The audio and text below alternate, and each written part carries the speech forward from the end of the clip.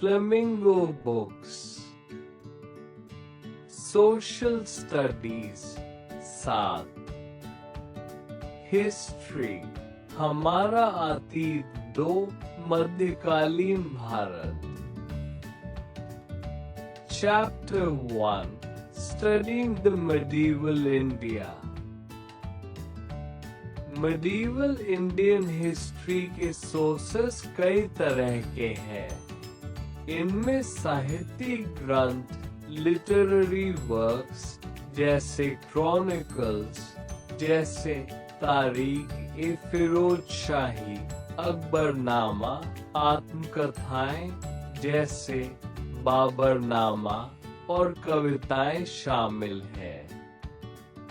इसके अलावा पुरातात्विक स्रोत, आर्कियोलॉजिकल सोर्सेस जैसे मॉन्यूमेंट्स, कॉइन्स, सिक्के और इंस्क्रिप्शंस, शिलालेख भी बहुत महत्वपूर्ण है।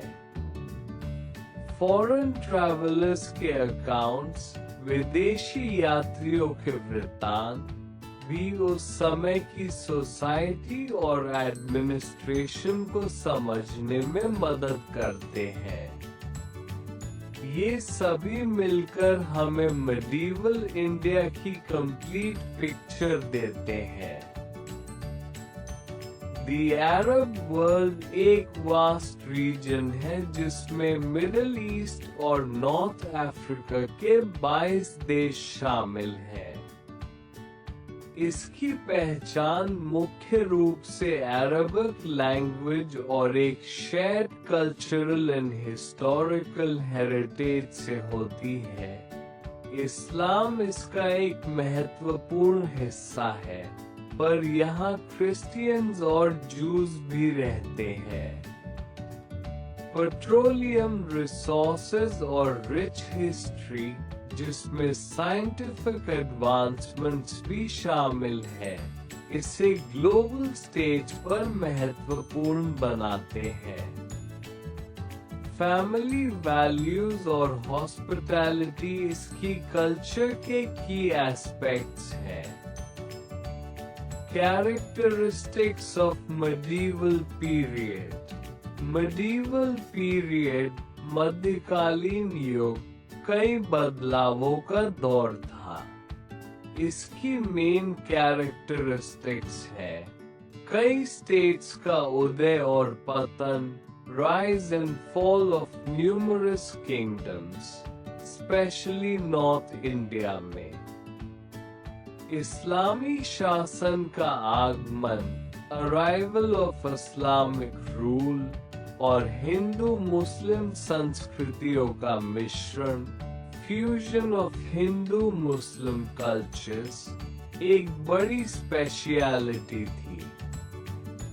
व्यापार और शहरों का विकास हुआ, साथ ही भक्ति और सूफी आंदोलन, भक्ति एंड सूफी मूवमेंट्स ने धार्मिक विचारों को अफेक्ट किया।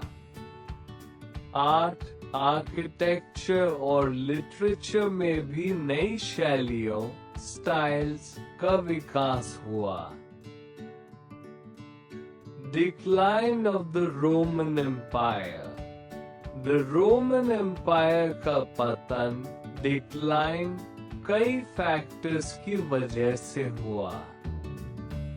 बार्बेरियन इन्वेजन्स, बर्बर आक्रमण जैसे विजिगॉथ्स और वैंडल्स ने वेस्टर्न एम्पायर को कमजोर कर दिया। इकोनॉमिक ट्रबल्स, आर्थिक परेशानियां, एक्सेसिव मिलिट्री स्पेंडिंग और करप्शन ने साम्राज्य को भीतर से खोखला कर दिया। पॉलिटिकल इंस्टेबिलिटी और फ्रीक्वेंटली चेंजिंग एम्परर्स ने भी शासन को अस्थिर किया। क्रिश्चियनिटी के उदय ने पारंपरिक रोमन वैल्यूज को चुनौती दी। अल्टीमेटली 476 एडी में वेस्टर्न रोमन एम्पायर का पतन हो गया। हालांकि Eastern Roman Empire, Byzantine Empire सदियों तक फ्लरिशिंग रहा। ग्रोथ ऑफ फ्यूडलिज्म, फ्यूडलिज्म का विकास, ग्रोथ मेडिवल यूरोप में हुआ, खासकर रोमन एम्पायर के पतन के बाद। जब कोई मजबूत केंद्रीय सरकार नहीं थी, तब सुरक्षा की जरूरत, नीड फॉर प्रोटेक्शन, सबसे बड़ी वजह बनी। राजाओं ने अपनी जमीनों को नोबल्स, सामंतों को दिया, जो बदले में उन्हें सैन्य सेवा, मिलिट्री सर्विस और वफादारी, लॉयल्टी देते थे। इन नोबल्स ने अपनी जमीनों को फर्दर सबडिवाइड करके नाइट्स और पेजेंट्स, किसानों को दिया, जिससे एक हायरार्किकल सिस्टम बनी। इससे लैंड ओनरशिप, पर्सनल लॉयल्टी और मिलिट्री ऑब्लिगेशंस के आधार पर समाज व्यवस्थित हुआ। The Byzantine Empire, the Byzantine Empire, जिसे ईस्टर्न रोमन एम्पायर भी कहते हैं, 330 AD से 1453 ईस्वी तक चला। इसकी राजधानी कॉन्स्टेंटिनोपल, आज का इस्तांबुल थी। वेस्टर्न रोमन एम्पायर के पतन के बाद भी यह साम्राज्य फ्लरिशिंग रहा। इसकी मुख्य विशेषताएं हैं: क्रिश्चियनिटी, ऑर्थोडॉक्स चर्च का केंद्र, ग्रीक भाषा और संस्कृति, ग्रीक लैंग्वेज एंड कल्चर का प्रभुत्व और रोमन लॉ व एडमिनिस्ट्रेशन का कंटिन्यूएशन। इसने यूरोप और एशिया के बीच एक महत्वपूर्ण सांस्कृतिक और इकोनॉमिक ब्रिज का काम किया, और इसकी कला, वास्तुकला, आर्ट, आर्किटेक्चर जैसे हाया सोफिया और कानून का लास्टिंग इन्फ्लुएंस रहा। East and south east Asia, east Asia में चाइना, जापान, कोरिया, नॉर्थ और साउथ, मंगोलिया और ताइवान जैसे देश आते हैं। यहाँ चाइनीज कल्चर का गहरा इम्पैक्ट रहा है, जिसमें कन्फ्यूशनिज्म, बुद्धिज्म और एक शेयर्ड राइटिंग सिस्टम, चीनी अक्षर, इंक्लूड है। हिस्टोरिकल रूप से चीन इस एरिया का आर्थिक और सांस्कृतिक पॉइंट रहा है।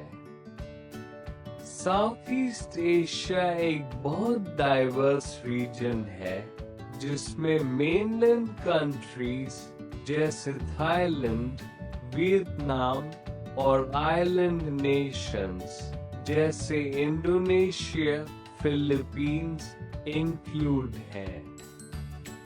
यहाँ इंडियन और चाइनीज कल्चर्स दोनों का इफेक्ट रहा है।